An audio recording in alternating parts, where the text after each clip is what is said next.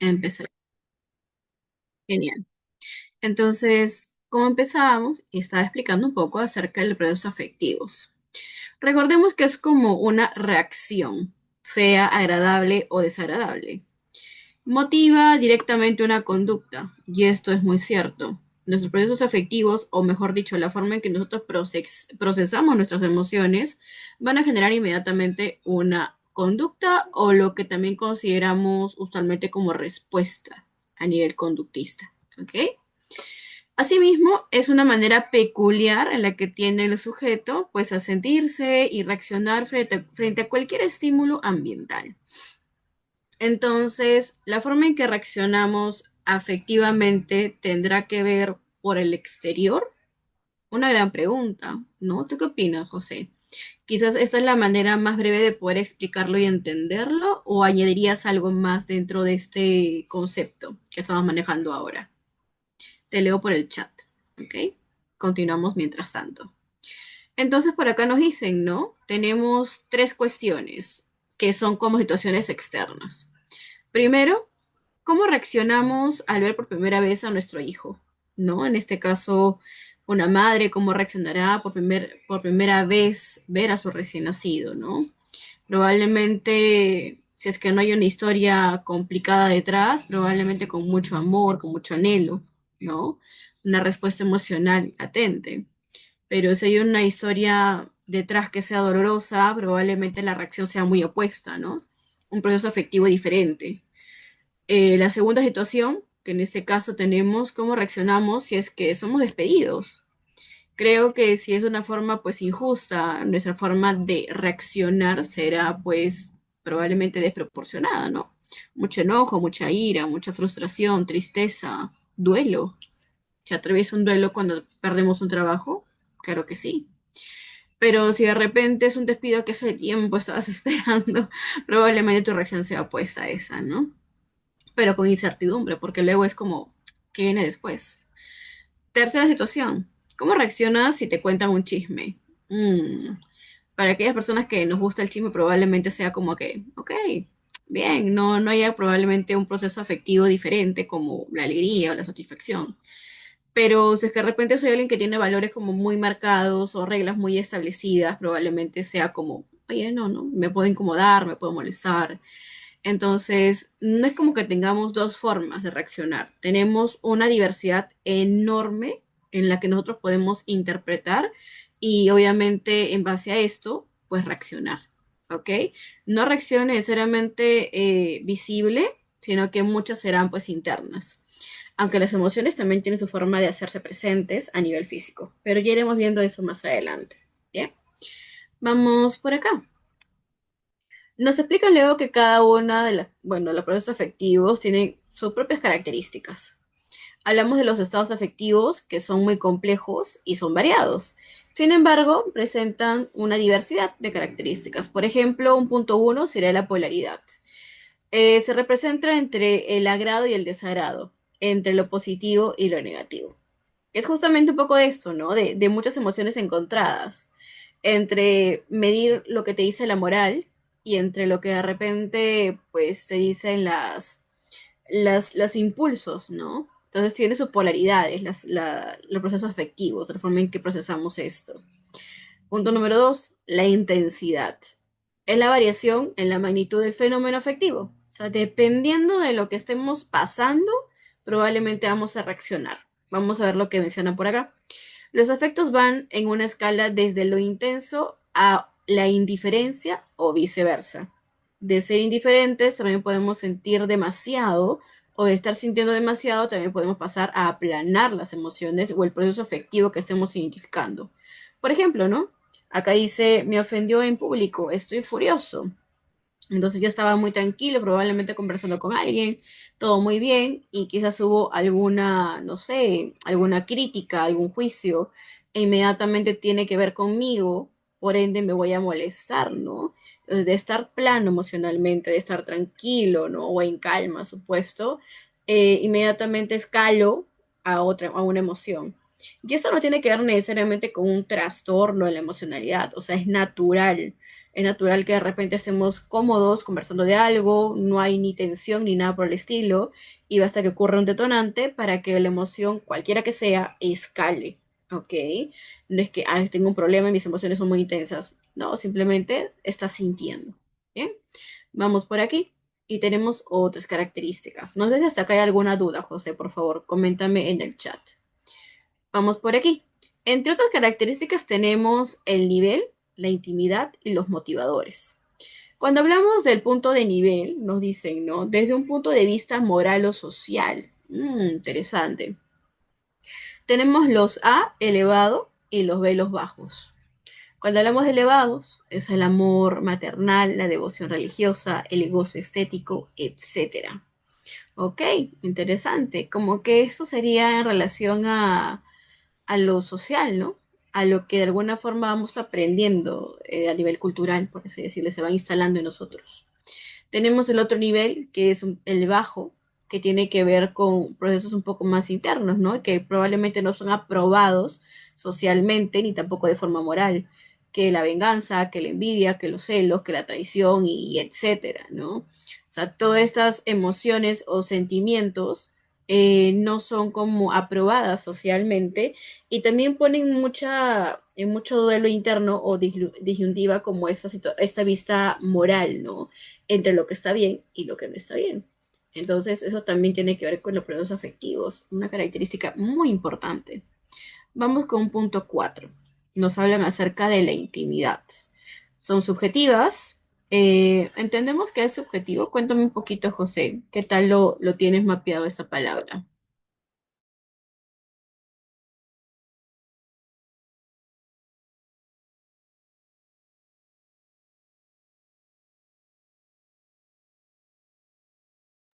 Te leo por el chat, no te preocupes, José.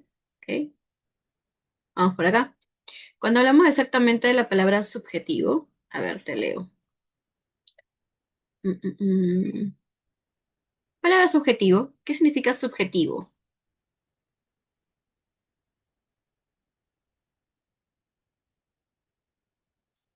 Tal cual, exactamente. Lo subjetivo se refiere a la interpretación que vamos a darle cada persona, que probablemente tu forma de verlo no sea la misma a la que yo tengo. Entonces, bien, interesante. Vamos por otro lado. Dicen que son personales e intransferibles, únicos de cada sujeto. Entonces entendemos que la intimidad como es algo que va en relación a cómo yo interpreto lo que está ocurriendo, pues no va a poder ser imitado por otra persona, porque es únicamente mío. ¿Bien?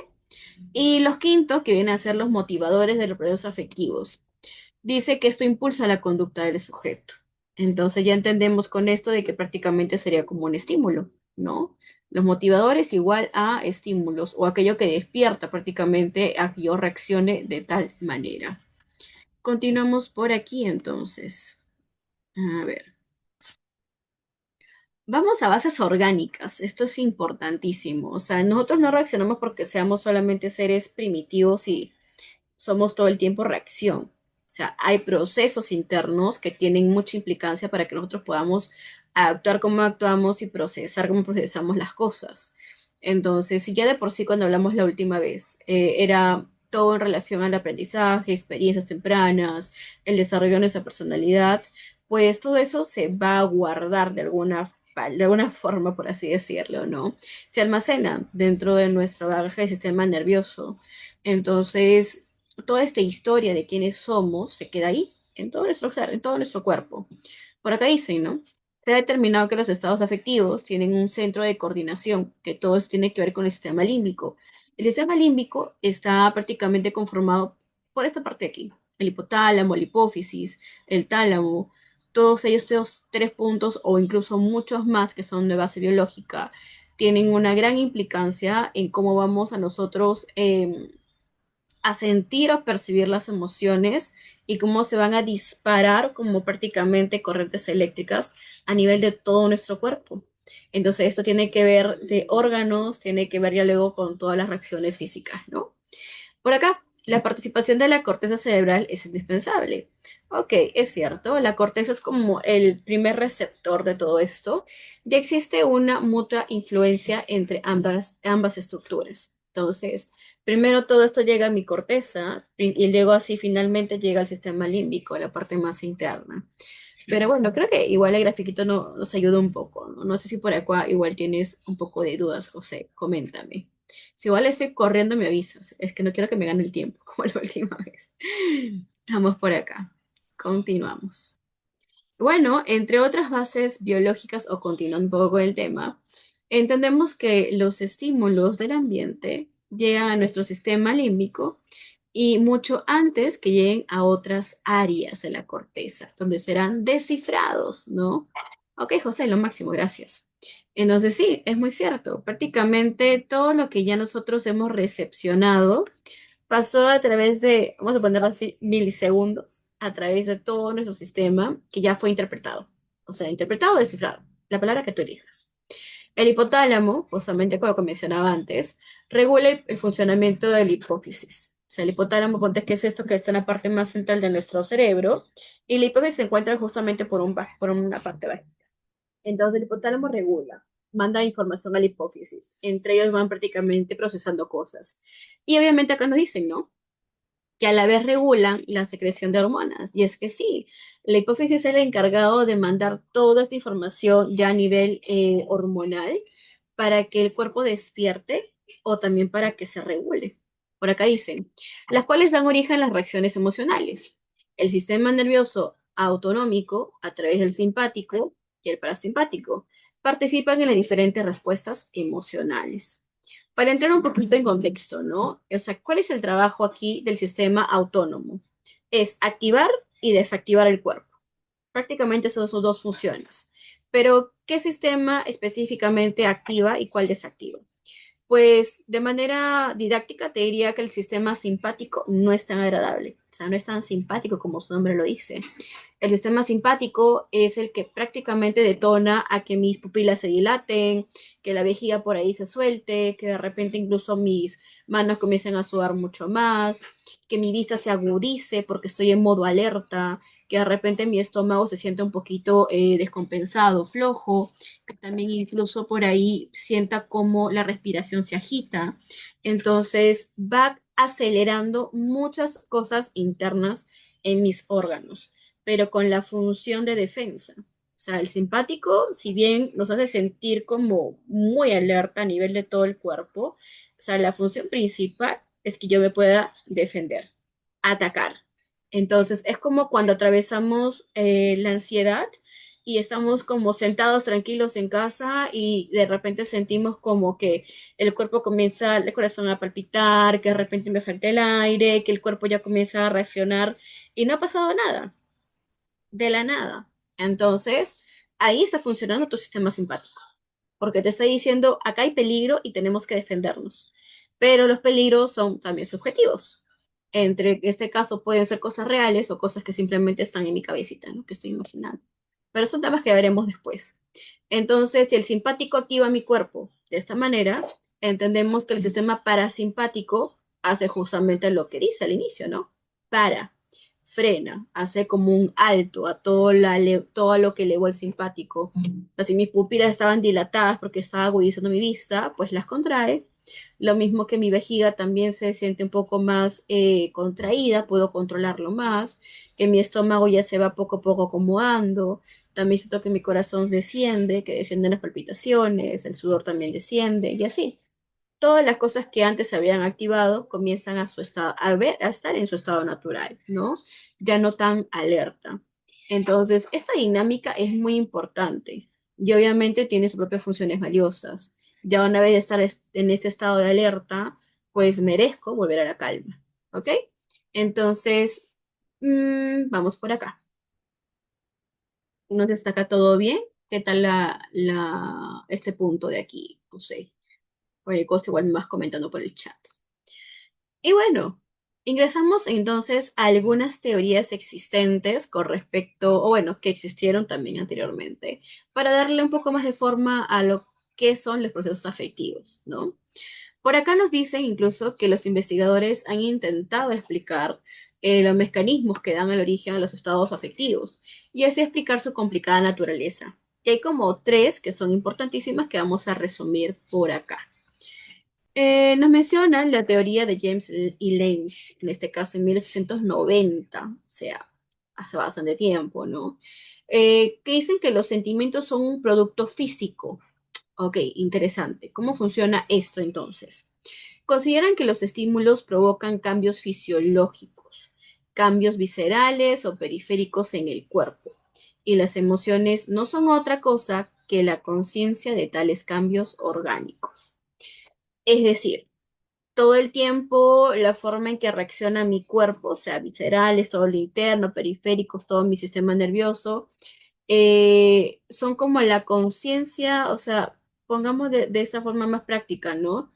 Que incluso mi estómago tiene o su función, que ya sabemos que es pues digerir el alimento y todo lo demás, pero que cuando de repente, no sé, este se contrae y no tengo apetito, es una forma de comunicar que hay una emoción. O sea, ¿qué emoción? De repente angustia, de repente miedo, o lo que se menciona mucho a través de otras teorías, ¿no? De que es como el segundo cerebro. Entonces, pongamos que también otras partes de mi cuerpo están comunicando una emoción, o que son la respuesta o viceversa, ¿no? Por ejemplo, si mi corazón está acelerado, pues muy probablemente es porque está comunicando que algo ocurre, que es una emoción que está apareciendo, como probablemente puede ser otra vez el miedo, como puede ser de repente, no sé, que hay un peligro, ¿no? Al cual tenemos que huir. En pocas palabras, nuestros órganos comunican emociones. Entonces, interesante, ¿no? La forma en que lanza esta teoría James Lynch. Entonces vamos a ir por acá. Algo un poco más amplio, tenemos la teoría de Cannon y Barth en 1927, que nos dicen que es un paralelismo psicofisiológico, que las emociones se originan en el cerebro. Entonces, acá es opuesto al anterior, ya que no solamente están en todo nuestro organismo, o sea, la parte donde están nuestras otras cosas que ya conocemos, sino que tiene una función un poquito más centrada en el tálamo, que el tálamo también tiene su función de recibir las emociones, recepcionar las emociones y también expresarlas. Entonces nos dicen las funciones, los estímulos intensos como el peligro, la amenaza y etcétera, recibidos por el tálamo que a su vez envía impulsos a la corteza cerebral y a las vísceras. Los discrimina o diferencia y va preparando el cuerpo para la acción. Plantea que las emociones son el resultado de un elevado estado de estimulación y que ocurren simultáneamente con las respuestas corporales, no una después de la otra. Esto es muy valioso, porque acá fusionamos dos cositas, psicofisiológico. Entonces, una vez que mi tálamo ya recepcionó la información, mi cuerpo está funcionando al mismo tiempo. O sea, mi cuerpo ya también lo recepciona. No es como primero el tálamo y luego recién envía la información y el cuerpo recién lo procesa, lo interpretó y reacciona. No, es como que tálamo más cuerpo inmediatamente ya están reaccionando conjunto, ¿no? Esto es muy interesante porque hasta ahora se sostiene la teoría de que todo proceso se interpreta primero aquí, o sea, en todo lo que viene hacia nuestro cerebro, y recién manda la información hacia nuestro cuerpo. Pero bueno, acá ya entendemos que no funciona o no se aplicaría de esta manera. Vamos entre otras teorías. La tercera, la teoría de Singer y acá sí me van a perdonar, el nombre es un poco raro. Vamos a ponerle como que Shuster, algo así. En 1962 nos habla de que hay una evaluación cognitiva de la situación y luego de su fisiología. Entonces, la emoción resulta de una interacción de procesos cognitivos y también fisiológicos. Consideran que la percepción de las situaciones es absolutamente indispensable para la experiencia emocional. Es decir, que lo que yo interpreto recién va a ser como la forma en que proceso la emoción. La situación en que nos hallamos al momento, que en este caso llamaremos excitadores, nos van a suministrar señales que nos permitan saber qué nombre dar a ese estado general de excitación. Entonces, si estoy pasando por una situación que interpretamos como, no sé, de enojo, de frustración, de estrés, ponte, no sé, pues José, te hicieron esperar media hora en una cita. por ejemplo, no sea del, no sé, del médico, sea con tu abogado, qué sé yo. Entonces, una situación que inmediatamente va a jalar a que estés enojado. Por ende, entendemos de que interpretas esto como una ofensa, como algo que está mal, que va en contra de lo que tú puedas creer. Y finalmente, el cuerpo va a demostrarlo a través de sus propias reacciones. Un cuerpo enojado, ¿cómo reaccionaría? Pues te explico de que primero el enojo tiene sus propias características físicas. El bochorno en el rostro, cuando sentimos de repente estas ganas de golpear cosas, pero el cuerpo se pone tenso, tenso, tenso, así como que medio un poquito torpe. Pero cuando queremos hacer cosas finas, como que inmediatamente todo nos parece que el cuerpo no podemos controlarlo. Como también ocurre que el corazón también se acelera, que sentimos de repente como un calor en el rostro, el bochorno en el rostro, pero el sangre en la cara, como decimos, ¿no? Entonces, esto podría ser un poco de esas respuestas de excitación que tendremos, ¿no? Ahora, cuando hablamos de excitación, no tiene que ver directamente con el plano sexual. Cuando hablamos de excitación, es como una palabra que se le dice cuando nuestro cuerpo se estimula frente a cualquier tipo de evento, sea, responde, se sobreexalta, por así decirlo, ¿ok? No necesariamente ligado al plano del placer, que también tiene su propio, digamos, ya explicación que seguramente veremos en alguna clase. Y bueno, ya que vimos prácticamente las teorías, entendemos que existen tipos. Los estados afectivos incluyen una amplia gama de reacciones según su intensidad y profundidad, y podemos clasificarlas de la siguiente manera. Las emociones. Ok, acá hablaremos de emociones, sentimientos, estado de ánimo y todo esto con el fin de, pues, entender, ¿no? De qué va un poquito todas esas situaciones o todos los procesos afectivos en general. Nos dicen de que las emociones son los estados afectivos más intensos, de corta duración y están acompañados de cambios psicoorgánicos. Los cambios orgánicos que acompañan a una emoción intensa son, por lo general, contracción muscular, aumento de circulación sanguínea, dilatación de las pupilas, sudoración, palidez, hipotermia, hablamos también de taquicardia, y en casos extremos, la vejiga pues vacía, inmediatamente se va a acumular, ¿no? Bueno, es que hacemos la vejiga vacía, la orina. Ah, perdón, todo lo contrario, la va a descender con mayor rapidez. Que es lo que te decía de que como que dejamos de tener el control de esfínteres, por así decirlo, ¿no? En algunos casos se observa la excitación de la actividad mental. El sujeto piensa con gran rapidez, sucediéndose en este caso imágenes, ideas, nombres, etcétera. Todo lo que ocurre a nivel mental son palabras, mensajes, son imágenes, todo lo que recuerdos va a fluir con mucha mayor rapidez, ¿no? En otros se produce la inhibición, que en este caso, pues el cuerpo aparentemente no funciona, ¿no? Que el sujeto se queda literalmente paralizado y confundido, siendo incapaz de discernir lo que está ocurriendo, o como le dicen, ¿no? Es que está en shock. Ya, el estar en shock es prácticamente estar inhibido. En este caso, el ejemplo que nos dicen es el retorno de una hermana y nos llenó de alegría. Entonces el cuerpo va a reaccionar, ¿no? Versus la ofensa recibida nos produjo indignación, una ofensa que recibimos, ¿no? Entonces puede ser que yo no diga nada, me quede callado, me guarde ese resentimiento o esa emoción de enojo, pero no actúo, ¿ves? Es todo lo contrario. Mientras que en el primer escenario yo voy a actuar con alegría, que en este caso, pues, o sea, abrazar a mi hermana, a preguntarle cómo ha estado, cómo estuvo su viaje, pero probablemente en una situación segunda, como la que vemos en ejemplo, pues me quedé callado, ¿no? Y mi cuerpo, a pesar de que probablemente está reaccionando por ahí. Pero bueno, esas vendrían a ser las emociones. Hasta aquí. Abro preguntas, José. ¿Qué te parece? ¿Qué opinas tú? ¿Qué opinas acerca de las emociones? ¿Alguna otra característica que podrías de repente agregar dentro del mundo de las emociones o alguna duda que tengas con respecto a este punto? Algo valioso de las emociones, como bien mencionan al inicio, es que son temporales, o sea, no se quedan mucho tiempo con nosotros. Cuando me refiero a temporales que duran minutos, o sea, si alguien te dice, ay, no, es que estuve enojada como toda la semana, no. En realidad, el enojo es algo muy transitorio, como todas las emociones. Lo que sí ha pasado es que ha estado recordando el evento constantemente o algo la ha ido activando que ha despertado o ha jalado al enojo una y otra vez. Pero no es que el enojo dure días, o sea, el enojo solamente es algo transitorio. Así como rápido llegó, rápido también se fue. No sé qué opinas tú, José. Quizás tienes alguna duda por ahí, igual te voy leyendo. Bien, veamos entonces por acá. Ya que hablamos de las emociones, pues tenemos que hablar del estado de ánimo, ¿no? Como cuando despertamos y decimos, hoy ya cómo me siento, ¿no? ¿Qué tal? Por acá dices, cuando ese comportamiento, por ejemplo, el enojo, se extiende en el tiempo, deja de ser una emoción, ¿cómo se le podría calificar? No deja de ser emoción en realidad.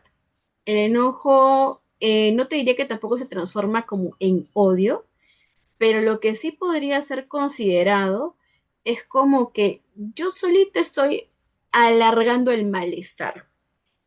Entonces, palabra, malestar. ¿Por qué? Porque pues no es una emoción tan agradable. Entonces, aquellas emociones que no son agradables consideramos que son un malestar. Si las alargamos a través del tiempo, pues se van a ir activando, ¿no? Como que, o sea, tú puedes continuar con tu vida tranquilamente, o sea, estás trabajando, todo che, concentrado en lo tuyo, pero de repente basta que algo asociado al evento que te enojó aparezca para que inmediatamente es, ay, qué cólera, y lo que me dijo, y lo que hizo, y etcétera. Entonces, otra vez, yo solito jalé al malestar, ¿no? Uno se escucha la frase de que algunos sufren porque quieren, y ya, no es con intención de invalidar, pero ocurre mucho eso también, de que no sabemos cómo procesar porque no tenemos de repente los recursos, quizás las herramientas que tenemos no son suficientes, entonces va a pasar esto, de que jalamos o atraemos el malestar de forma continua, ¿no? Ahora, ¿se puede transformar el enojo a un sentimiento? Pues sí. O sea, si ya es demasiado este enojo hacia esta persona, algo que yo siento que no voy a poder disculpárselo fácilmente o perdonárselo, lo podría transformar a un sentimiento, que en este caso los sentimientos, a lo contrario del enojo, pues son de larga duración, ¿no? Pero ya los iremos viendo de todas maneras por ahí. No sé si he resuelto tu duda. Cuéntame, José. Me comentas por ahí, por favor. Sacar ese objeto. Ahora sí. Seguimos con el estado de ánimo. Y acá nos explica cómo constituyen el fondo emocional previsible del sujeto por un periodo prolongado de duración más extensa que la emoción, pero de menor intensidad, como que se siente bajito. El estado de ánimo se origina en la misma personalidad. ¿Qué tendencia tenemos?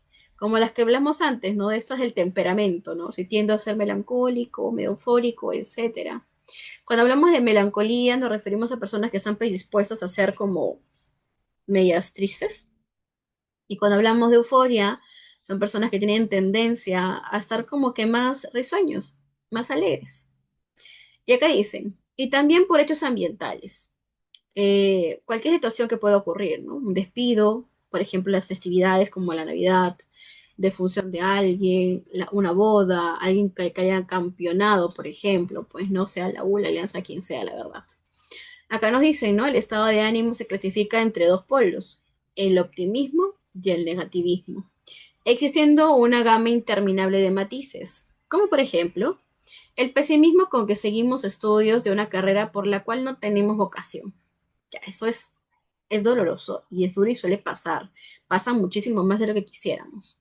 Siguiente ejemplo, el buen humor al desarrollar nuestras actividades cotidianas.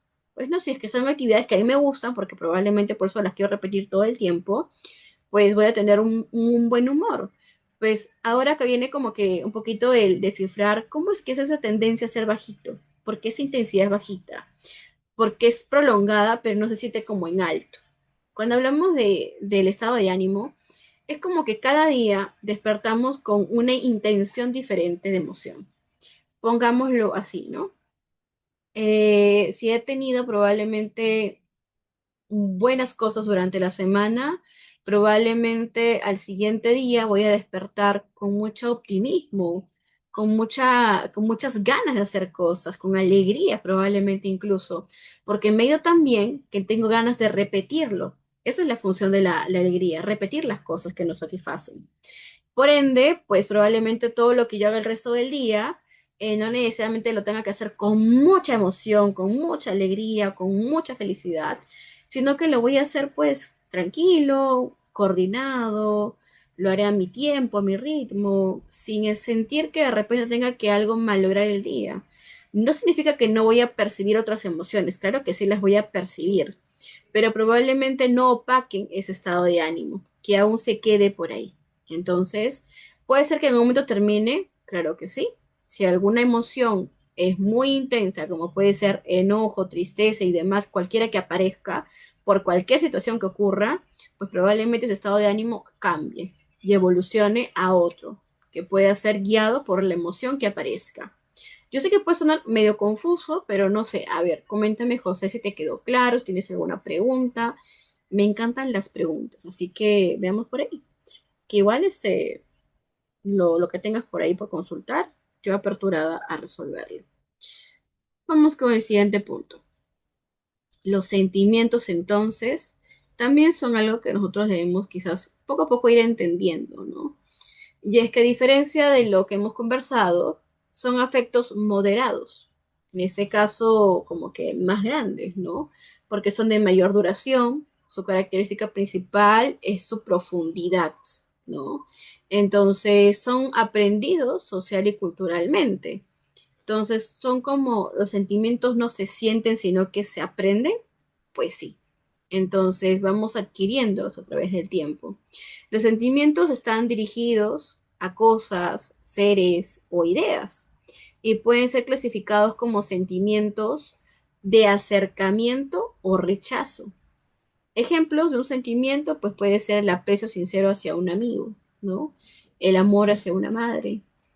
También tenemos otros sentimientos, ¿no? El desprecio hacia un vecino que es hipócrita o chismoso. El amor en todas sus modalidades, como antes lo mencionaba. Una forma extrema de los sentimientos son las pasiones, que eso lo vamos a ver también luego. En este caso, como vamos entendiendo, pues los sentimientos, si bien nosotros los aprendemos, por ejemplo, ¿cómo definiríamos amor, no? Creo que es una de las palabras que, si bien suena cliché, es bastante difícil de poder caracterizar o colocar en un solo concepto, ya que es muy amplio. Por lo mismo que decimos, no, bueno, amar es como estar atento al otro, cuidarlo, etcétera. O sea, eso no se siente, eso lo has visto y por ende lo haces. Entonces es aprendido.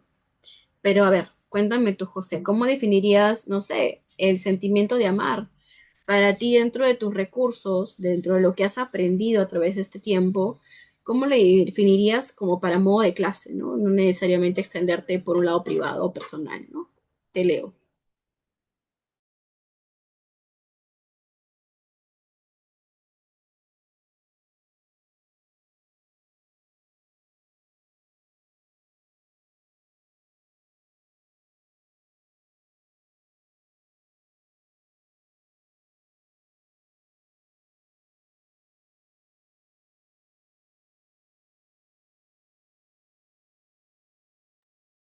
Bien,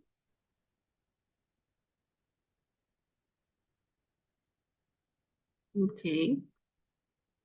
Esa es una buena pregunta, no me había puesto a pensar en la definición de amor, pero diría que es velar por el bienestar del otro sin perjudicarse mutuamente. Bien, por ejemplo, esto que mencionas o la respuesta que brindas tiene mucho que ver con lo que has ido aprendiendo a través del tiempo. Sea porque lo has visto en tus modelos primarios, los cuidadores que hayas tenido, padres, tíos, lo que sea, o también incluso de lo que has logrado obtener a través de las propias experiencias de amor, relaciones, amistades, parejas, etcétera, ¿no? Bien, bien, por ejemplo, ¿no? Para ti, tu guía ha sido en este caso tus padres, ¿no? Quizás como bien lo menciona acá tu respuesta, diría que es velar el bienestar del otro sin perjudicarse mutuamente, ¿no? El hecho de, quizás si hablamos de la fidelidad, ¿no? La fidelidad es algo que también tiene que, o sea, en realidad, más que tener, es aprendido. Es algo cultural, lo que tiene que ver con lo moral. O sea, si hablamos de, si nos extendemos un poco más en otras culturas, el sentimiento de amor En realidad no necesariamente es como hacia una sola persona, ¿no? Cuando hablamos a nivel de pareja, sino que se puede ser poliamoroso, por ejemplo, ¿no? Entonces, es lo que hay actualmente, sin juzgar. Pero cuando hablamos de repente incluso de amor en sus formas generales, nosotros amamos constantemente, todo el tiempo. Ahora, hablemos de otros sentimientos, también el odio, por ejemplo, ¿no? El odio podría ser para alguien considerado como el rechazo hacia una persona, no querer verla, no querer ni escucharla, simplemente no poder tolerar su presencia. Pero para ti, José, de repente lo que has aprendido, lo que has visto en otros, ¿qué podría ser, cómo podrías de repente describir el odio, ¿no?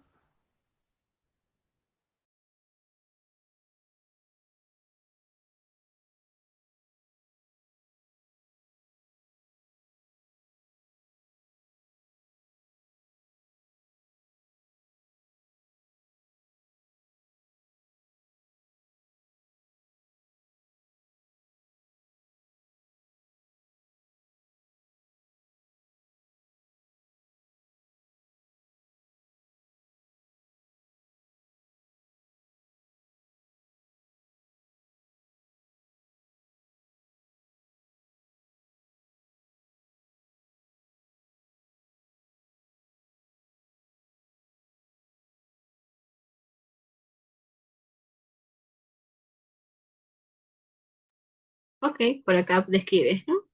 Lo puedo entender como ese sentimiento de rechazo extremo que una persona puede tener hacia algo o hacia alguien. Muy bien, es cierto. O sea, la principal característica del odio es rechazo, intolerancia, ¿no? Em, por ejemplo, ¿no? Un hincha fanático de la Alianza hacia alguien que es hincha de la U, cierto, muy, muy cierto.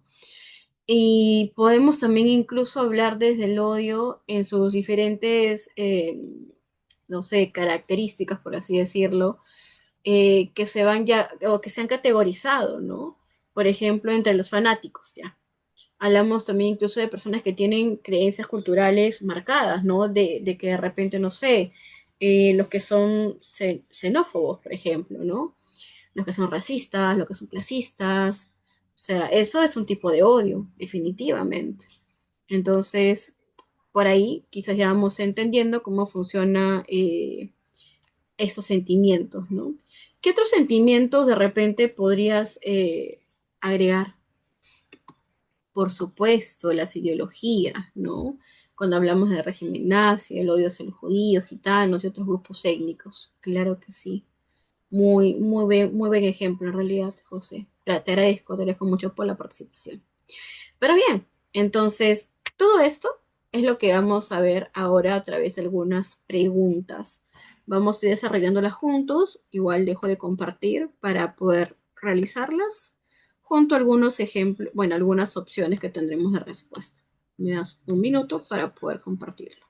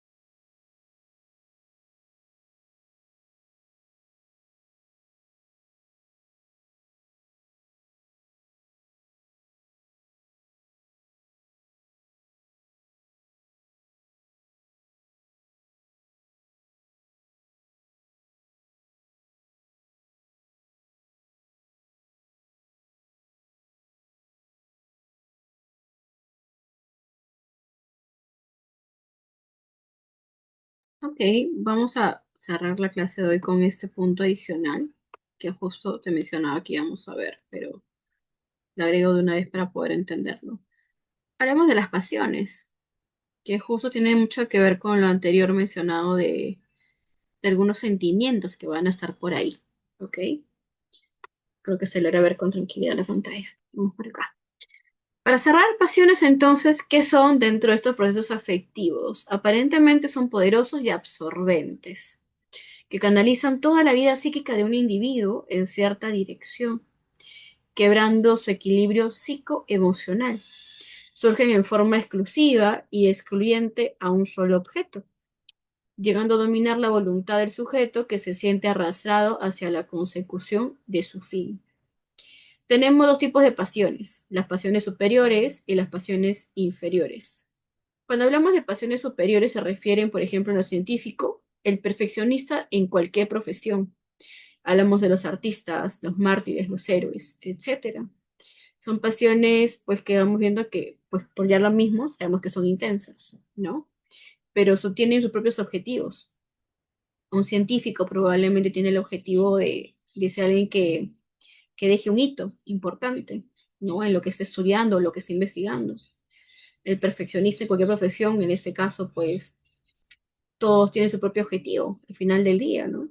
Si hablamos de un docente, su objetivo principal es que los alumnos se lleven aprendizajes. Entonces puede ser que sea autoexigente consigo mismo, si también lo sea con sus estudiantes. Lo mismo que un artista, que probablemente está guiado bajo el objetivo de expresar su emoción, pero también de ser reconocido. Entonces, por ello también puede haber como lo mismo que un docente, ¿no? Mucha autoexigencia al final del día es lo que rige dentro de estas pasiones, ¿no? En las cuales podemos nosotros llegar a obsesionarnos, podría ser la palabra. Vamos a ver qué nos dicen las pasiones inferiores entonces. Un sujeto apasionado por estas, pues, perdón, los sujetos, perdóname, pasiones inferiores, los juegos de azar, ajá, acá entramos a pasiones que son desreguladas, los bebedores empedernidos, los vicios de toda índole, el sujeto apasionado por ellas puede llegar a abandonar su trabajo, la vida familiar. Estas modalidades afectivas se manifestarán por factores hereditarios y ambientales. Entonces, veamos, José, ¿qué pasión consideras tú que pueda estar presente en nuestra cultura, por ejemplo? ¿No? Hay un poco de todo, diría yo. Todos tenemos un poquito de esta parte de si somos muy entregados a nuestro trabajo, probablemente no descansemos. Nos gusta estar trabajando todo el tiempo, queremos generar de alguna forma, pues más que un ingreso, incluso también puede ser a ver, te leo. Un alcohólico sería un hombre con baja pasión. En este caso diría que sí. Ahora, algo interesante. Cuando hablamos de ¿no has escuchado como caer en tus bajas pasiones? Ya. Lo bajo no significa que sea poco, todo lo opuesto. Cuando hablamos de algo bajo, se refiere que son muy intensas. Cuando hablamos de pasiones superiores, no significa que sean como que hay las más difíciles de controlar, sino que cuando hablamos de pasiones superiores, es como entenderlo a pasiones que probablemente tengan un poquito de forma para poder llegar a colocarles límites o a poder manejarlas, entre comillas, ¿no? Pero es alguien que puede llegar a como quizás desistir en algún momento de estas, pero como ya lo vamos entendiendo, son intensas, son poderosas. Y si no llegamos a tener un control sobre ellas, probablemente terminemos en, como dice la frase, ¿no? En sucumbir o caer en nuestras bajas pasiones. Y tiene que ver también gran parte con lo moral, o sea, cuando hablamos de cómo nos moldeamos a nivel ambiental, pero también hay gran predisposición. Por lo mismo que yo te diría, ¿hay personas que son predispuestas genéticamente a los juegos de azar? Sí, porque los juegos de azar son como la adicción a las drogas, como lo que es el alcoholismo. Entonces, si he tenido padres que han tenido esa tendencia o bueno, han tenido esta conducta de ser adictos, ¿no? Pues probablemente esa carga o esa, todo el desequilibrio, tanto hormonal como genético, me haya sido traspasado. Y si en algún momento encuentro alguna de esas situaciones, como puede ser el alcohol, las drogas o cualquier otra actividad, como puede ser incluso el deporte extremo, pues se me vuelva apasionado de esas cosas, ¿no? Apasionado, por así decirlo. El individuo en torno marca el comportamiento. Sí, tan valioso como esto. Y José, no sé, de repente coloco la pregunta, ¿no? Como para analizar un poco más. ¿Tú considerarías que quizás en algún momento el alcohólico, aparte de la predisposición genética que pueda tener, también pueda ser llevado o movido por la parte ambiental? ¿Tendrías algún ejemplo o algún caso que quisieras comentar? De repente sería muy bueno verlo ahora, aprovechando los minutos que tenemos. Igual las preguntas, ya está. Las mando igual que la última vez creo que el drive que ustedes manejan. Pero para ir cerrando un poco esto, ¿no? Me gustaría saber un poco qué opinas.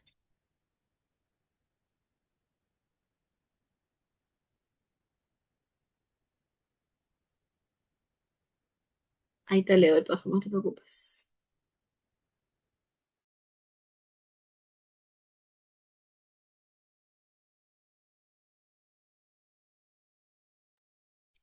Sí, la cultura, por ejemplo, ¿no? De que esta creencia, es una creencia que se ha instalado mucho, de que el alcohol o cualquier tipo de tóxico que ingresa a nuestro cuerpo es como una forma de aligerar el malestar, ¿no? Hay gente que crece en barrios peligrosos. Sí, claro que sí. En la forma en que vivimos tiene mucho que ver también. Y no han tomado ese camino. Válido también lo que mencionas. Hay personas que pudieron haber estado expuestos a nivel cultural y no necesariamente terminar como alcohólicos. Pero si hay una predisposición, probablemente sí, ¿no? De la misma forma que en el alcohol puedes tener la predisposición, pero una exposición constante crearía como una especie de condicionamiento. Es más, en el alcohol puedes no tener predisposición, pero una exposición. Sí, claro, claro que sí, es cierto. Puede ser que no tenga la predisposición genética a nivel, o en este caso de mi sistema tal cual, físico, pero por lo expuesto, de alguna forma, no sé, pongamos ya lo que conocemos, presión de grupo, pongamos que de repente me he dejado llevar también por lo que se me dice y todo lo demás, pues mi personalidad podría también tener una influencia. Que soy alguien quizás bastante sumiso, que pues me dejo llevar con facilidad, probablemente pues caiga en alguna de estas conductas, ¿no? Tanto sea el alcohol, en algunas de otras que hemos visto, ¿no? Que puede ser las drogas, el juego de azar, y etcétera. Entonces sí, sí, sí, también puede pasar de esa forma. Bien interesante. O sea, al sentirte triste y tomar para dejar de estarlo, repetirlo con mucha frecuencia, termina siendo una parte tuya. Claro, porque se vuelve un hábito. Se vuelve un hábito, lastimosamente, que luego se instaura y se mantiene. Se mantiene a través del tiempo como una defensa, porque voy asociando dos cosas. No como que, no, cuando yo tomo, me siento mejor. Entonces, ya entendemos desde afuera, desde un plano racional, que no es así, lastimosamente, ¿no? Sino de que al asociar estas dos cosas, pues me creo que es una realidad. Y no es porque de repente sea poco inteligente o porque quizás, no sé, nadie me dijo, sino por lo mismo que el cuerpo se va acomodando a esa condición, se adapta a esto y luego lo siente como algo necesario. Ahí está, ¿no? Entonces, no biológicamente necesario el tener sed de alcohol, pero sí de esa excitación que produce el alcohol en nuestro cuerpo, ¿no? Pero bien, entonces eso sería todo por el día de hoy. No sé si tienes alguna duda más con la cual podamos cerrar esta clase, José. Ya las preguntas las estoy enviando por interno. Coméntame qué te pareció lo aprendido del día de hoy, si quedó alguna duda.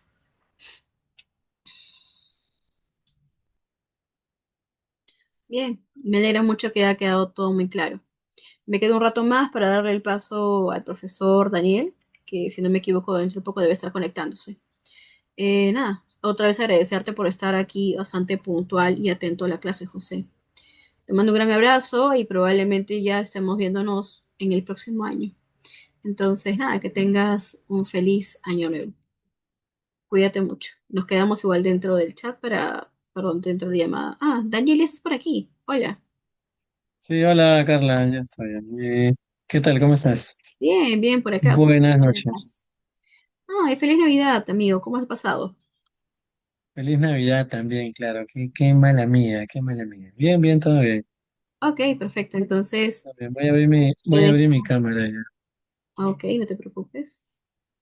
Dejo de compartir. Ah, estamos con el fondo y todo. Estamos bien. Bien, bien, bien. Me tienes que dar el Sí, administrador. justo en eso estoy porque yo el Zoom no lo uso mucho. Déjame que te haga anfitrión. Creo que está. Ya estamos. Listo. Bien, Daniel. Que tengas buena noche. Igual, José, buena noche y feliz año para ambos. Nos vemos pronto. Cuídense. Vale, nos vemos, Carla. Bye, bye.